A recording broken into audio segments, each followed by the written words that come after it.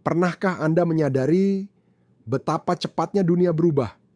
Perang, krisis ekonomi, kemajuan teknologi, pengendalian informasi, semua ini tampaknya menggambarkan skenario yang menakutkan, di mana segelintir orang memegang kekuasaan atas banyak orang.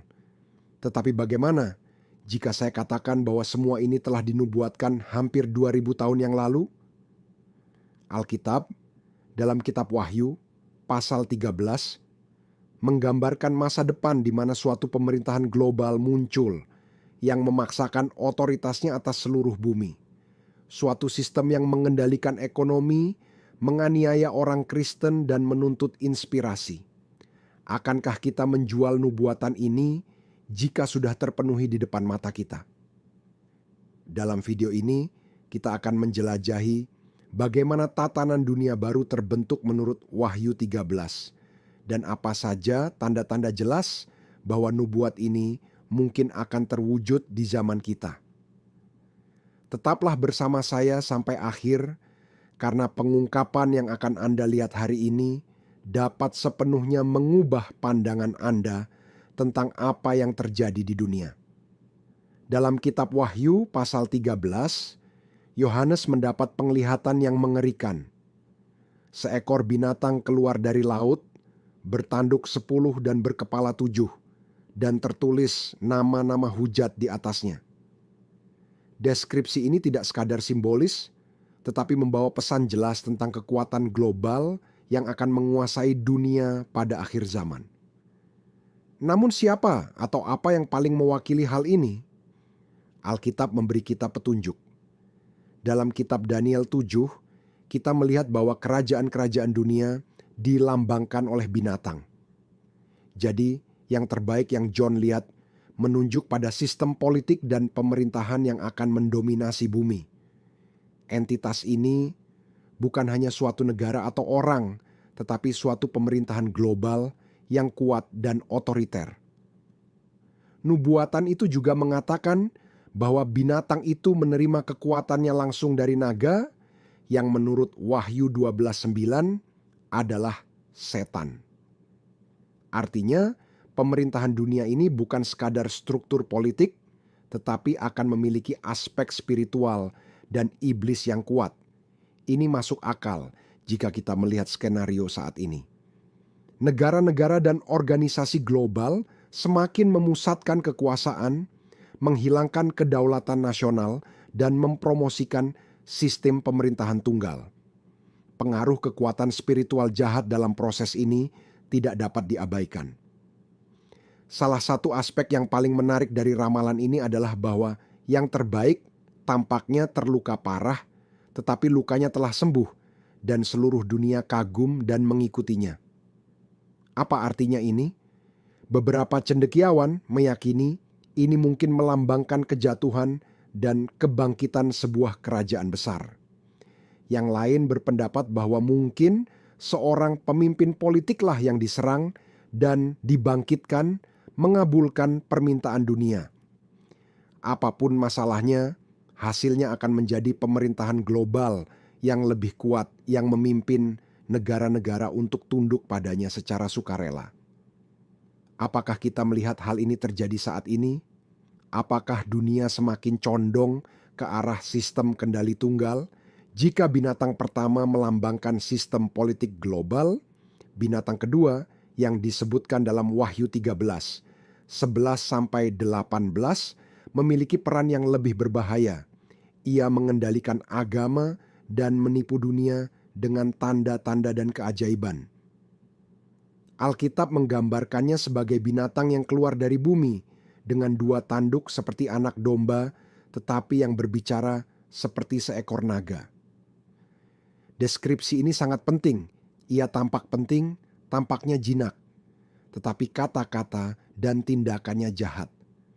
Karakter kedua ini dikenal sebagai nabi palsu, karena ia akan menggunakan agama untuk melegitimasi kekuasaan yang terbaik pertama. Sama seperti raja-raja di masa lalu membutuhkan kemenangan para imam atau nabi untuk memerintah, tatanan dunia baru ini akan membutuhkan seorang pemimpin spiritual untuk memerintah. meyakinkan orang untuk memuja sistem. Dan bagaimana dia melakukannya? Ia akan melakukan mukjizat-mukjizat dan tanda-tanda yang dahsyat. Wahyu 13:13 mengatakan, ia akan menurunkan api dari langit. Ini mengingatkan kita pada Elia di Gunung Karmel, tetapi di sini ini adalah tipu daya setan. Akan menciptakan patung binatang buas yang pertama, dia akan meyakinkan orang-orang untuk menyembah sistem global ini, mungkin melalui suatu figur atau simbol yang mewakili binatang buas tersebut. Ini akan membuat gambar tersebut berbicara dan membunuh siapa saja yang tidak menyembahnya. Ini menunjukkan kontrol total, di mana teknologi dapat digunakan untuk memantau dan menghukum lawan. Dunia saat ini sedang bergerak menuju penyatuan agama dan politik. Ada upaya untuk menciptakan satu agama global, di mana semua kepercayaan dipandang sebagai jalan yang sama sahnya. Tetapi Alkitab memperingatkan kita bahwa ekumenisme yang diminta ini akan digunakan untuk menuntun dunia kepada dorongan antikristus. Kita pernah melihat ini sebelumnya dalam sejarah. Di Kekaisaran Romawi, warga negara diwajibkan untuk menyembah kaisar. Pada akhir zaman, prinsip yang sama akan kembali, tetapi dalam bentuk yang lebih canggih dan mematikan. Dan siapa yang tidak tunduk? Siapa yang tidak menerima agama dunia baru ini akan dianiaya. Wahyu 13:16 sampai 17 berisi salah satu nubuat yang paling menarik dan menakutkan di seluruh Alkitab. Dan ia menyebabkan sehingga kepada semua orang, kecil atau besar, kaya atau miskin, merdeka atau hamba, diberi tanda pada tangan kanannya atau pada dahinya. Dan tidak seorang pun yang dapat membeli atau menjual selain daripada mereka yang memakai tanda itu, yaitu nama binatang itu atau bilangan namanya. Di sini John menjelaskan sistem kontrol ekonomi mutlak. Tidak ada orang yang tidak tunduk pada yang terbaik akan menjadi pemulihan perdagangan. Dulu ramalan ini tampak mustahil. Bagaimana seseorang bisa menghentikan seseorang dari membeli atau menjual?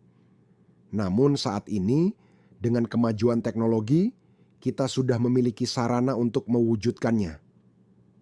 Uang digital dan mata uang terpusat, pemerintah di seluruh dunia tengah bergerak ke arah penghapusan uang fisik dan mengadopsi mata uang digital terpusat yang dapat dikontrol dan dilacak.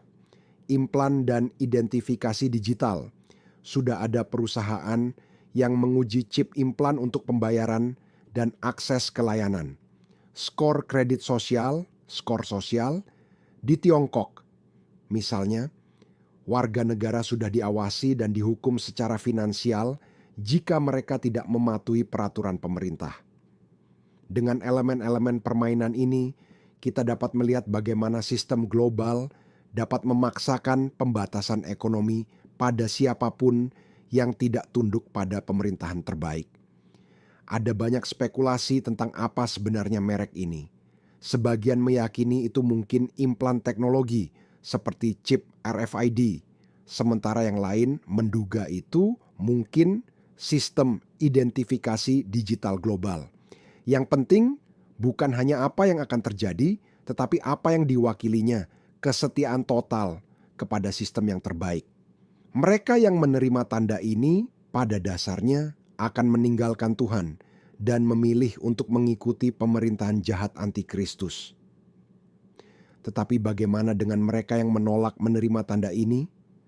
Mereka akan dianiaya, dikecualikan dari perdagangan, dan dianggap musuh negara.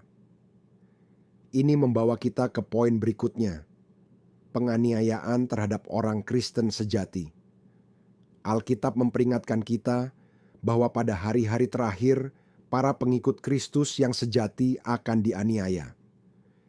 Wahyu 13:7 menyatakan bahwa binatang itu akan berperang melawan orang-orang kudus dan mengalahkan mereka, menandai periode penganiayaan hebat di seluruh dunia terhadap mereka yang tidak menerima pemerintahan antikristus.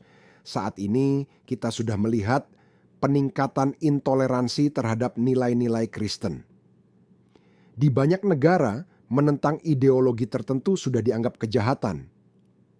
Apa yang akan mencegah mengikuti Kristus menjadi tindakan ilegal di masa mendatang. Sistem yang terbaik akan membuat undang-undang untuk membungkam dan menghukum orang Kristen dengan menyatakan bahwa pandangan mereka adalah ujaran kebencian atau ancaman bagi perdamaian global. Gereja yang tidak mengikuti sistem akan ditutup dan mereka yang memberitakan kebenaran akan dianiaya. Di masa krisis global, pemerintah kerap kali memberlakukan pembatasan pada kebebasan beragama. Kita telah melihat hal ini baru-baru ini, dengan ditutupnya sejumlah toko pakaian dengan dalih keadaan darurat kesehatan. Di masa mendatang, argumen yang sama dapat digunakan untuk mencegah diadakannya pertemuan umat Kristen. Alkitab dapat dilarang, acara ibadah dipantau, dan bahkan pertemuan rumah akan dianggap sebagai ancaman terhadap sistem. Umat Kristen yang menolak menerima tanda binatang atau tunduk pada kekuasaan antikristus akan dikecualikan dari perdagangan, tidak dapat membeli makanan, membayar tagihan, atau mengakses layanan penting. Mereka perlu bergantung sepenuhnya kepada Tuhan untuk memenuhi kebutuhan mereka, seperti bangsa Israel di padang gurun yang dikuatkan oleh manna dari surga. Wahyu 24 berbicara tentang orang-orang yang akan dibunuh karena kesaksian mereka tentang Yesus dan karena tidak menerima tanda binatang. Ini berarti banyak orang Kristen akan menghadapi hukuman penjara dan bahkan kematian karena menolak menyangkal iman mereka. Dunia akan melihat para syuhada ini sebagai pemberontak atau teroris, padahal sebenarnya mereka adalah hamba Tuhan sejati. Namun, bagaimana bisa begitu banyak orang tertipu dan menganiaya orang Kristen? Ini membawa kita ke poin berikutnya. Manipulasi massal dan mukjizat yang menipu. Alkitab memperingatkan kita bahwa pada akhir zaman, antikristus dan nabi palsu akan menggunakan tanda-tanda, keajaiban, dan tipu daya untuk meyakinkan dunia agar mengikuti mereka. Wahyu 13:13-14 memberitahu kita bahwa binatang kedua mengadakan tanda-tanda yang dahsyat, bahkan menurunkan api dari langit ke bumi di depan mata semua orang, dan menyesatkan mereka yang diam di bumi dengan tanda-tanda yang telah diberikan kepadanya untuk dilakukannya. Artinya, orang tidak akan mengikuti yang terbaik hanya karena takut atau paksaan politik, tetapi karena mereka akan tertipu dan tergoda. Mereka akan benar-benar yakin bahwa mereka memilih jalan yang benar. Iblis selalu mencoba meniru kekuatan Tuhan. Sama seperti Musa melakukan tanda-tanda di hadapan Firaun, tetapi para ahli sihir Mesir berusaha menirunya. Keluaran 7:10-12. Antikristus dan nabi palsu akan menggunakan mukjizat yang menipu untuk mendapatkan pahala.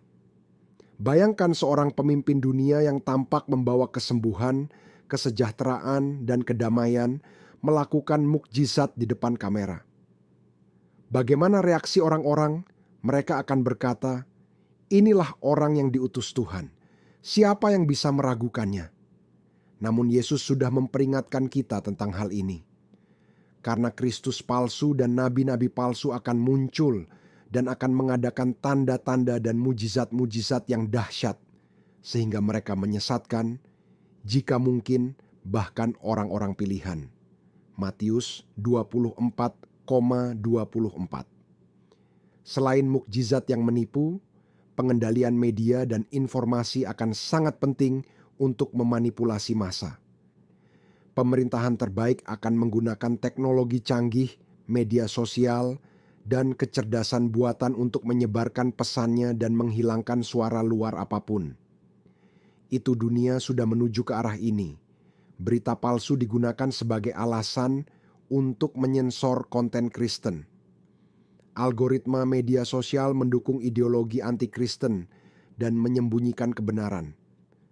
Kecerdasan buatan menciptakan berita palsu dan deepfake untuk menipu orang.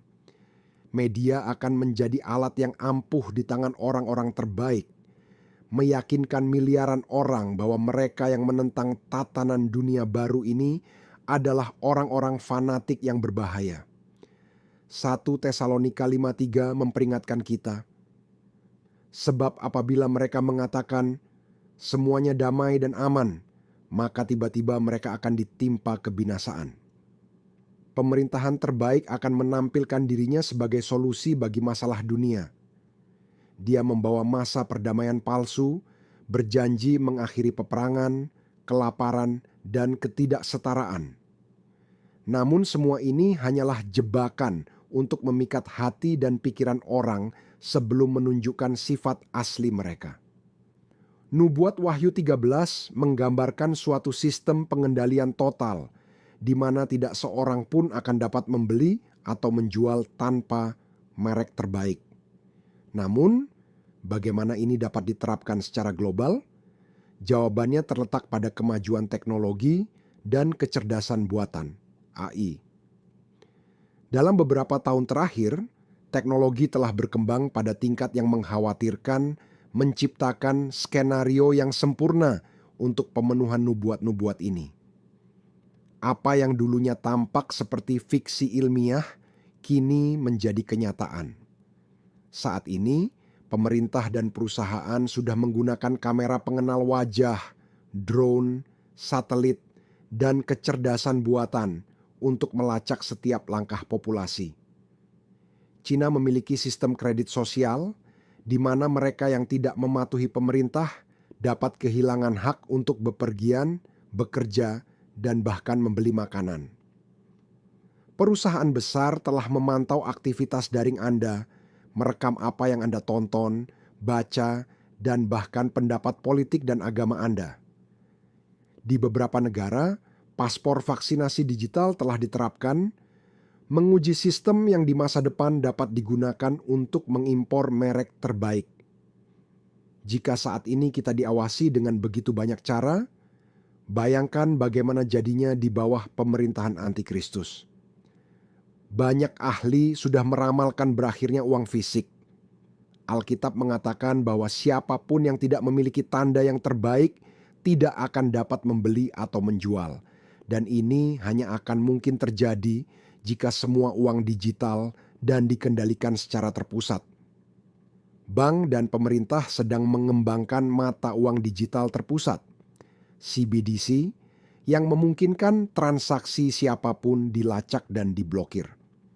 Perusahaan seperti Amazon dan Google telah menerapkan sistem pembayaran dengan memindai tangan dan wajah, sesuatu yang sangat mirip dengan tanda di tangan kanan atau dahi yang dijelaskan dalam Wahyu 13:16.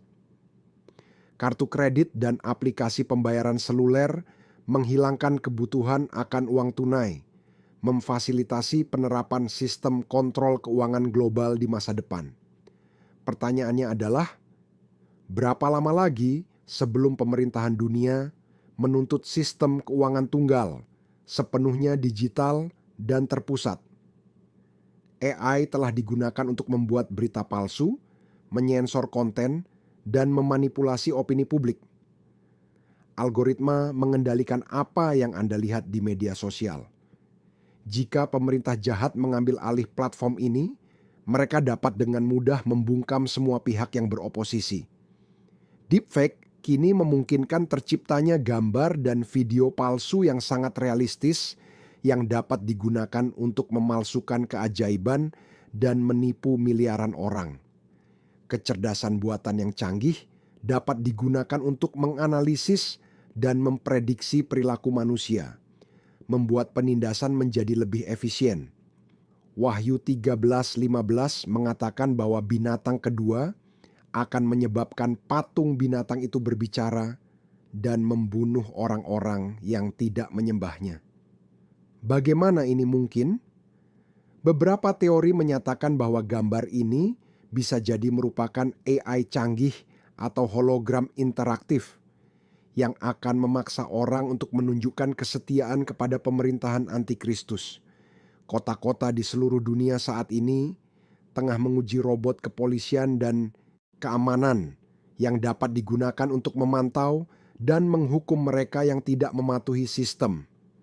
Menggabungkan AI, pengawasan, mata uang digital, dan deepfake, skenario nubuatan Wahyu 13 dengan cepat menjadi kenyataan. Jika tatanan dunia baru yang digambarkan dalam Wahyu 13 benar-benar mulai terbentuk, maka tanda-tanda sistem itu seharusnya sudah terlihat di dunia saat ini. Dan memang benar, mereka memang begitu. Belum pernah sebelumnya dalam sejarah kita menyaksikan begitu banyak perubahan global yang terjadi begitu cepat. Membuka jalan bagi sistem satu pemerintahan. Di bawah ini, kami menganalisis beberapa tanda paling jelas yang memperlihatkan bahwa sebuah nubuat sedang digenapi di depan mata kita. PBB, Forum Ekonomi Dunia, dan organisasi lain sudah terbuka tentang perlunya pemerintahan global untuk menangani krisis seperti pandemi, perubahan iklim, dan ketidaksetaraan. Para pemimpin berpengaruh mengatakan bahwa pemerintahan nasional merupakan masalah dan mereka membutuhkan sistem yang tersentralisasi. Sudah ada usulan untuk mata uang digital global yang diatur oleh satu bank sentral yang akan memungkinkan pengendalian ekonomi total atas semua orang. Dalam beberapa tahun terakhir, langkah-langkah seperti paspor digital, pemblokiran dan penyensoran daring telah diuji untuk melihat seberapa besar populasi akan menerima hilangnya kebebasan mereka atas nama keamanan. Perusahaan dan pemerintah menerapkan sistem pengawasan massal, termasuk pengenalan wajah, pelacakan digital, dan pemantauan media sosial. Beberapa negara saat ini tengah berencana untuk memperkenalkan chip implan yang akan memungkinkan pembayaran dilakukan hanya dengan lambaian tangan. Media global terus-menerus mempromosikan nilai-nilai anti-Kristen dan mengejek mereka yang membela kebenaran Alkitab. Kita makin sering melihat para pemimpin agama bersatu dalam gerakan ekumenis yang mempromosikan gagasan bahwa semua agama harus bersatu sebagai satu jalan menuju Tuhan. Sesuatu yang dapat mengarah pada terciptanya agama dunia tunggal yang palsu. Penduduk dikondisikan untuk menerima gagasan bahwa seorang pemimpin global tunggal dapat memecahkan masalah dunia. Tanda-tanda ini jelas memperlihatkan bahwa sistem terbaik sudah ada. Menghadapi semua bukti ini, muncul pertanyaan penting. Apa yang seharusnya kita sebagai orang Kristen lakukan? Jika tatanan dunia baru mulai terbentuk dan sistem terbaik mulai mendekat, bagaimana kita dapat tetap teguh dalam iman dan siap menghadapi apa yang akan datang? Alkitab memberi kita kejelasan tentang cara menghadapi hari-hari terakhir. Berikut langkah-langkah utamanya. Memperkuat kehidupan rohani Anda. Waktu untuk menjadi orang Kristen yang suam-suam kuku sudah berakhir. Penganiayaan akan datang dan hanya mereka yang berdiri teguh dalam Kristus yang akan melawan. Untuk melakukan ini, Anda harus berdoa setiap hari, miliki kehidupan doa yang tak tergoyahkan untuk memperkuat diri Anda secara rohani. 1 Tesalonika 5:17. Pelajarilah Alkitab dengan saksama. Mengetahui kitab suci akan menghindarkan Anda dari penipuan. Matius 20:4-5. Puasa dan mencari keintiman dengan Tuhan. Puasa mendatangkan kebijaksanaan rohani dan memperkuat iman Anda. Yesus memperingatkan kita bahwa kita akan dibenci karena namanya. Matius 24:9. Kita harus siap untuk berdiri teguh bahkan di bawah penganiayaan. Jangan menyangkal imanmu apapun biayanya. Ciptakan jaringan dukungan dengan orang Kristen setia lainnya. Di masa-masa sulit, persekutuan sangat penting untuk bertahan. Belajar percaya kepada Tuhan untuk pemeliharaan. Jika Anda tidak dapat membeli atau menjual, Anda perlu percaya kepada Tuhan sepenuhnya. Tanda binatang itu bukanlah sesuatu yang tidak berbahaya atau sekedar sebuah sistem identifikasi. Itu akan melambangkan penyerahan diri sepenuhnya kepada antikristus. Artinya, Anda harus menolak sistem apapun yang menuntut inspirasi dari pemerintahan dunia. Hindari ketergantungan sepenuhnya pada sistem keuangan global. Memiliki otonomi dapat berguna untuk menghindari tekanan ekonomi di masa mendatang. Jangan terima tanda binatang itu karena nyawamu akan menjadi taruhannya. Wahyu 14:9 sampai 11 menjelaskan dengan jelas bahwa mereka yang menerima tanda itu akan disegel nasibnya. Yesus berkata bahwa Injil akan diberitakan kepada semua bangsa sebelum akhir. Matius 24:14. Artinya, misi kita adalah mengatakan kebenaran selagi masih ada waktu. Penginjilan aktif. Banyak orang akan tertipu, tetapi Anda dapat menjadi suara yang mengingatkan mereka akan kebenaran. Bantu perkuat iman orang Kristen lainnya, ajar, nasihati, dan lengkapi orang-orang di sekitar Anda. Bersiaplah untuk menderita bagi Kristus. Jika perlu, mati demi iman, karena mereka yang bertahan sampai akhir akan diselamatkan. Matius 24:13. Tanda-tanda tatanan dunia baru ada di mana-mana.